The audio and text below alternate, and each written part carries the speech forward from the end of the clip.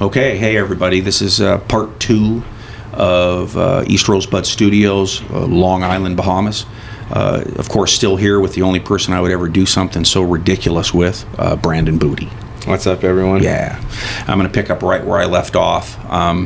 So the thing about Long Island is the Bahamas has got a million places to go bonefish, and I've not been to any place but Long Island.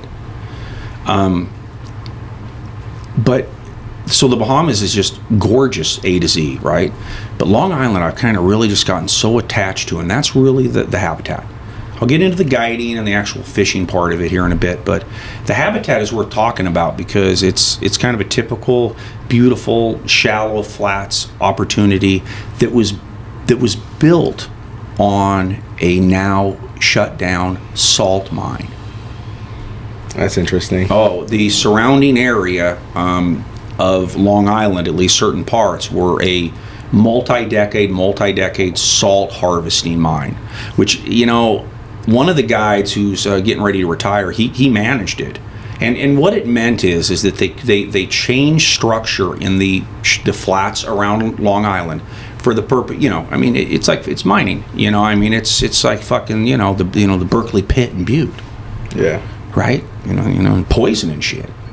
I don't know. I don't know if that's true, but it definitely changed the structure, and now it's benefited the anglers. Like in the middle of fucking nowhere, you will see a rotted, rusted, corroded track with what looks like iron cars or the wheel section of carts that moved salt, and I just don't know, but it's kind of out in the middle of nowhere, and it's you'll see old structural it's in the water. Oh man, yeah, you bet. And it's really it's just interesting. It's not everywhere, and it's not like gross, like holy fuck, like this place is all, you know, industrial and shit. It adds to the habitat, the lore, and so that's what it really is out there. Is it's an old salt mine, and it's A grade flats for quality bonefish.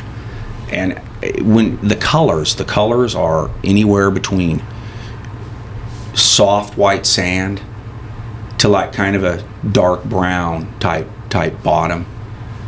The bottom of these flats can be one step, you sink 8 inches, or you can walk on it like a fucking sidewalk. So the texture and everything, it's just one of my favorite places in the world to fish for anything, let alone nice bones and lemon shark. Right. So getting a chance to show, you know, my gal this, and just we got good weather. It's really rewarding just to be out there with the guides, because the habitat, it's like the habitat, if I want to compare it crudely, the habitat's kind of like a hot penthouse model. Get it? Yeah. Just as hot as a Playboy model, but maybe a little nastier. That's how fucking hot it is. You know, you go there and you therapeutically refill your soul, your guts. You know, it clears your head. You know, you come back ready to do what you do. That's what going there for a week does. You go there for 7-8 days. You come back. You're like, I can handle this shit. Rejuvenated. Oh fuck, way past that. Motivated because you want to get the fuck back there. So Long Island aesthetically is just stunning.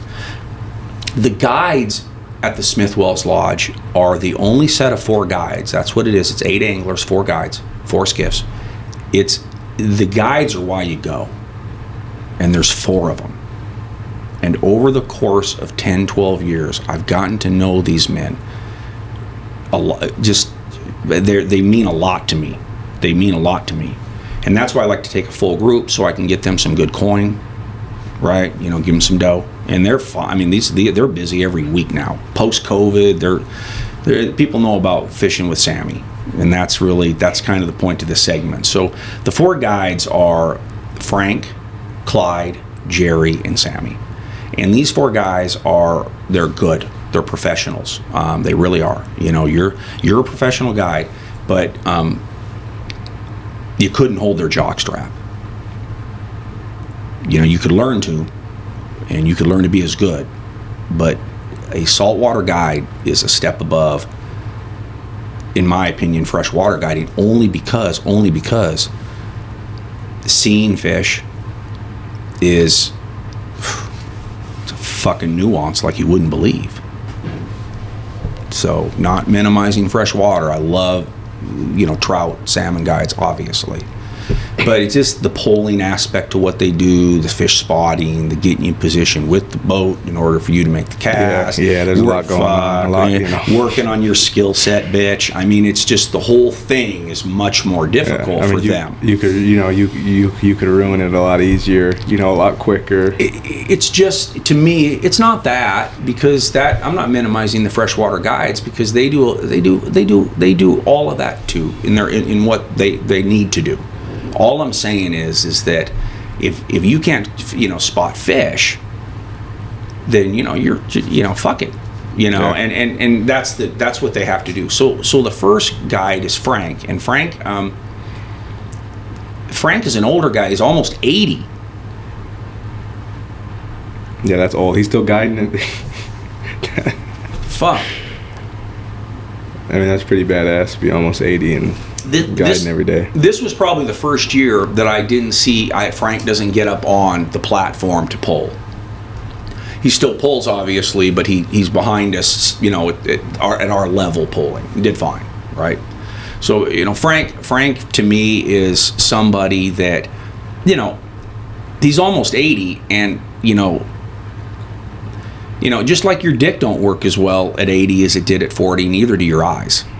And, man can certainly still see spot bones and all that, but, I fish with Frank at 80 for shark. And what I love about Frank with shark is he lets me. And he knows that as the guy that brings people to that place, I want to fish for shark. That motherfucker, he does not want to fish for shark. None of them do. None of them do. That's so fucking dumb to them. It really is. These guys are prideful bonefish guides. These fucking lemon shark, are you kidding me, bitch? I think they'd shoot them if they could. They're like fucking sea lions to fucking steelhead guides. Bludgeon those bitches. And so Frank has always let me fish for shark. And I fished 1 day with Frank, I'm sorry, and it was a slightly shortened day because my sugar wanted to roll around Long Island a bit. I mean, that tells you right there I love her, because, I would never cut a fucking fishing day short, but to take her to some ridiculously souvenir stands and shit, and, it was better than that, but it just was like, I shortened that day with Frank, and it's probably my last day I'll ever fish with Frank, because supposedly he's retiring. Finding replacement guides in Long Island is tough. It's tough. Okay, there's, it's like recruiting a fucking, college quarterback. You get it? Yeah. Yeah. Okay. Right. Yeah. And with a small pool to draw from. So getting somebody from Long Island, a native, somebody who's indigenous there, that ain't easy. I don't think you can be an American and even guide there, even if you were a saltwater guide and had the game and shit. A lot of countries are like that. You got to be from that country, which is preserving and promoting that business, right? Yeah. Yeah. So I fished with Frank, and Frank, Frank knew I wanted to fish for shark, and so he immediately went on the lookout, and we spent the first hour and a half, 2 hours pulling, and it was great. I saw I had a couple of decent throws, saw some bones milling around. Weather was, light was decent, but like it really was all week, windy, just tougher. So he takes us into this back area that's really beautiful. It's mostly just pockmarked with mangrove bushes, and there's structure here, and it's a good spot. We come around the corner, and I'm like, well, fuck, there's 4 right there. Just kind of 4 milling, and fuck, they were black tips. They were black tip shark. I've caught a lot of shark on Long Island, mostly lemons, and I don't remember ever seeing black tips. And they were in shallow water. So Frank, for about 75 to 90 minutes of that shortened day, he gave me everything I fucking came looking for. I had a couple of eats. I didn't do well. If you follow us on social media, you'll see a couple of cool videos that my gal shot, and I appreciate that. That really shows we got, it was like I said, 75 to 90 minutes. We were in a short, small area, and they just kept fucking coming. So what on those sharks? What's the trick? You just want to strip it as fast as you can. No, it's running away. They're tough. Yeah, they're tough. That's why they're tough. I mean, they're tough because they got shitty eyesight. Your best bet with them is putting it on their snout and just getting lucky that you time their crazy blow up and actually hook the fuckers. Getting that instant reaction from them. The best setup for a shark, in my opinion, and I've caught a fair amount, including maybe lemon, 150 to 200 pounds in Cuba, is when they're coming towards you, you can present that fly right in front of them, and you'll get them to follow, no doubt. And then it's just them really, in my opinion, wanting to eat it for varied reasons. The best eat is a slow to pause. Okay. Yeah, I'm not saying that you can't get a crazy one, a biter, one that one's going to eat anything, right? I'm not saying you can't get him on a crazy hard strip, but it's all subtle as fuck. And for something that goes around and cuts shit in half with its teeth, they're lemons is what I'm talking about here. They're fucking tougher than people think. So, but Frank always delivers.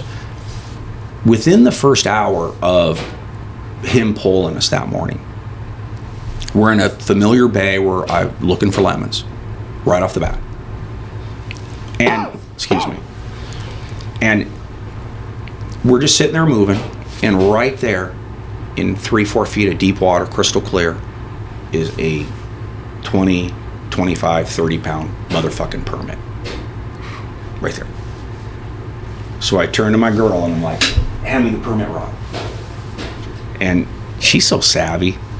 First time she's ever been in the skiff. She was fun to have. She got it.